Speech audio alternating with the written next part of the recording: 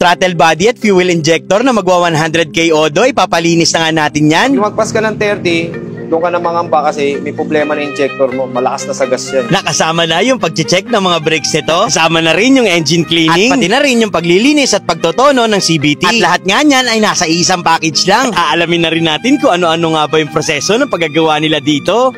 At kung hindi ko pa talaga naramdaman yung muntik na akong mamatayan ng makina, hindi ko pa talaga dadalhin yan dito. Isa rin to sa mga dinadayo dito sa Mandaluyong at madali naman silang mahanap. Dahil isa nga sila sa mga una na nagkaroon ng package na ganito. At isa rin sila sa mga pinagkakatiwalaan ko pagdating naman sa CVT ni J-Max. At dahil nandito na rin tayo, marami tayong aalamin pagdating sa throttle body at FI cleaning. Most of the time, ang first injector cleaning, throttle body cleaning, nasa 15,000 talaga. Yung mga mararamdaman mo, yung mga for example, namamatayan ka or humihina yung hatak, walang minor, most of the time, throttle body injector kasi dumudumi yan. Lalo na kung 91 octane yung gasolina mo, mas lalong madumi sa throttle body kasi matagal masunog. Hindi sinasabi nila na 91 tipid para tipid, hindi. Mas mababang octane, mas matagal sunugin ang engine, mas mainit sa makina. Kaya much better kung 95 pataas, less carbon, opposite sa engine mo yun, then makakatipid ka rin sa gas kasi sunog agad. Power yun. Same, sabay lagi yun. Kasi kung lilinisin mo lang yung, for example, yung throttle body, tapos injector madumi, fuel filter madumi, nonsense din yung pinagawa mo, madumi pa rin yun kasi hindi mo pinalinis eh. Dapat yun, sabay lagi yun. Ganun talaga maintenance pagka mula na mga small displacement na engine. Sige, sabi natin di nililinis. Eh kung madumi na yung fuel filter mo, then syempre dadaan na doon yung dumi, mga natirang mga dumi sa loob ng tangke. Saan pupunta yun? Sa injector, di ba? Ngayon, pag bumara sa injector yun, edi palyado na yung takbo mo, nilinisin mo yun. Hindi naman laging malinis ang tangke natin. Siyempre, may papasok pa rin dumi dyan. Kaya kung madumi na yung fuel filter mo, as much as possible, papalitan mo, palinis mo yung injector. Ay, grabe. Sobrang dumi, oh. Ayaw na matanggal, oh. Yung mga hindi nagpapalinis ng throttle body, ganito pwede mangyari sa inyo. I-stack up yung mga sakit. Yan. Tignan mo gano'ng kadumi yung throttle body mo. Ito yung mga nakikita nyo to, ito yung mga carbon deposit ng throttle body. Yan. Ngayon, nakaka-apekto to sa performance ng engine once na madumi na. Hindi na maganda yung sunog niya o yung airflow ng hangin papunta sa combustion ng engine mo. Kaya mas maganda, every 15,000, papalinis nyo to. Okay, ito ang maintenance ng FI na motor. Once na pinabayaan nyo to, maraming pwede maging problema sa loob ng engine. Ito naman kinakalas ko, ito yun naman yung fuel injector niya. Makikita natin to mamaya sa injector machine kung gaano siya kadumi. Makikita rin natin yung calibration kung malakas na ba siya sa gas or efficient pa rin yung buga niya. Kasi mostly, dumudumi talaga to. Ayan, katulad nito, ayan, no? Yung mga dumi na yan. May stock yan dyan. Tapos dito naman lumalabas yung gas, yung fumes niya.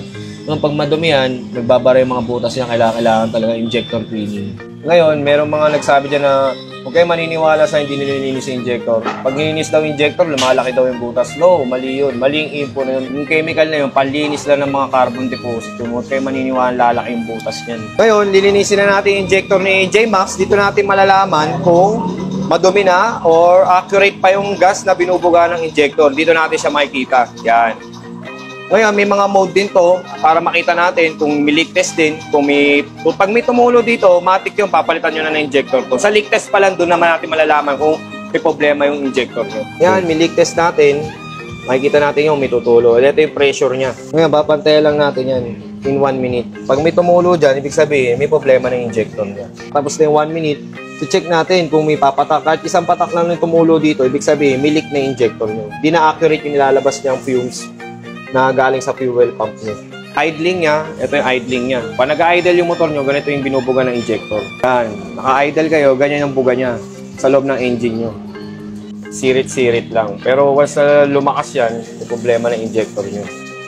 Ngayon, sa ano naman tayo, medium speed. Ito yung tinatawag na half throttle. Check natin. Yan, ito yung buga niya. Medyo mabilis na yung pag-inject niya ng gasolina. Bilis ko. Mga takbo niyan, idol. Mga 60, ganyan. Around 60, 70, half throttle.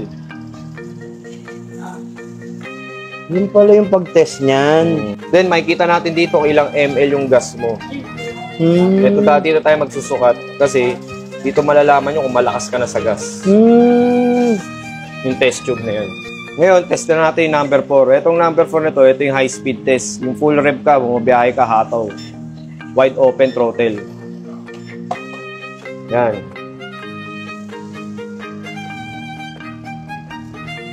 Dito, makikita nyo yan dyan. Ito, mabilis tumataas yung gas. Yan yung full throttle na binibitawan yung gasolina.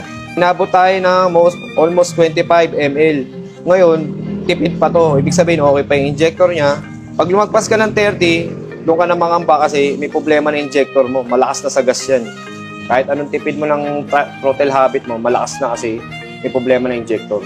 So yung PMS po namin dito includes throttle body cleaning, injector cleaning, check brakes kung palitin na, CVT cleaning, and engine wash. At dahil nga si J-Max ay kaka-deep clean na, hindi na natin pinalinis yung engine niya. Pero kasama naman yan sa package na i-avail ninyo. At yung mga parts nga na papalitan, ayun lang ang hindi makakasama sa package. So lahat po yun kasama na sa 2,000 pesos package ng PMS. Ngayon, lilinisin na natin yung throttle body ni J-Max. Ngayon palang lilinisin. Ito yung IAC niya. Ito yung tinatawag natin na pinakamaselang parte ng throttle body ng Yamaha. Pag nagalaw kasi to, taas-baba na yung minor nito. Pwedeng mataas yung minor, mamamatayan. Kaya ito pinakamaselan. Tinatawag natin idle speed controller. Ito yung nagko-control na volt start, di ba? For example, pag start mo mataas, yung bababa, ito yun. Ito yung nagko-control. Yung propeller niya. Ayan, tinan nyo na yung dumi. Grabe yun.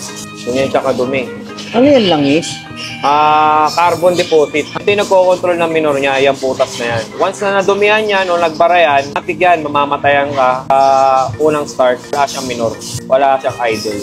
Kitang-kita nyo naman gaano kadumi. At dahil mahigit 3 taon na nga itong si J-Max sa hindi nalilinis ang fuel injector at throttle body niyan, ganyan na itsura niya. At hindi rin ako magtataka mga kalogs kung bakit nagbago yung performance si J-Max. Ganyan mga kalogs yung itsura nung throttle body ni J-Max. Anong kinuha natin, hindi pa nalilinis talaga. Yan palang nalinis. Kuha man na 100k odo na siya. Sinulit natin. Sulit ang PMS. Malaking epekto sa performance yan kasi Gasolina at saka yung hangin. grabe yan, dumi oh.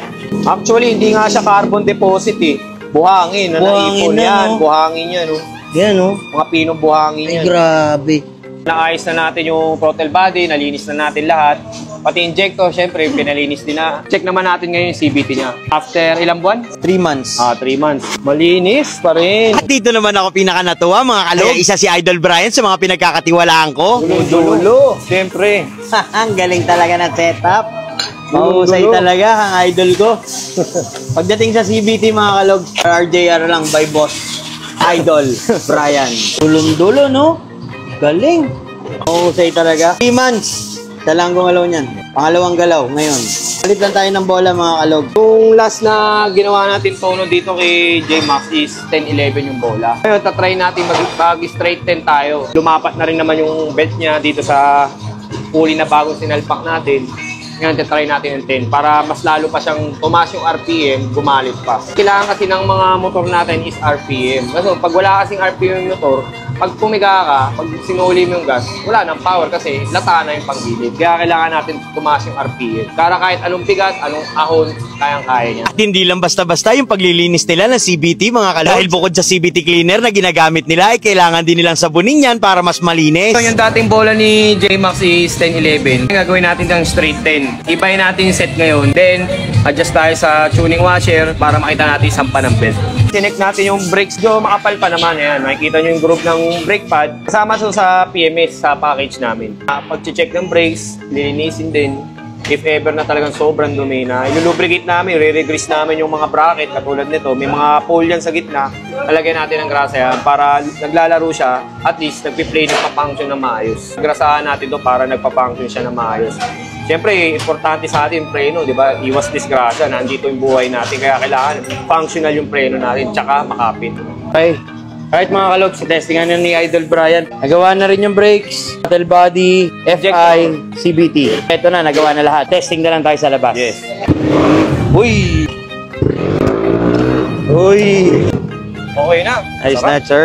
Yes, sir. Okay na, pre na, sir. Oo, pwede na bumiyahe ng San Pedro, Laguna. Pabuti ko pa sana ng gabi. Huwag na, sir. Siyempre mga kalogs, maraming salamat kay Idol. Isa lang ang ano natin, ang tune. RRJR. Dito lang yan mga kalogs sa Mandaluyong, waste nyo lang. RRJR, Racing Parts and Tuning. Okay na ulit, after 3 months, goods na.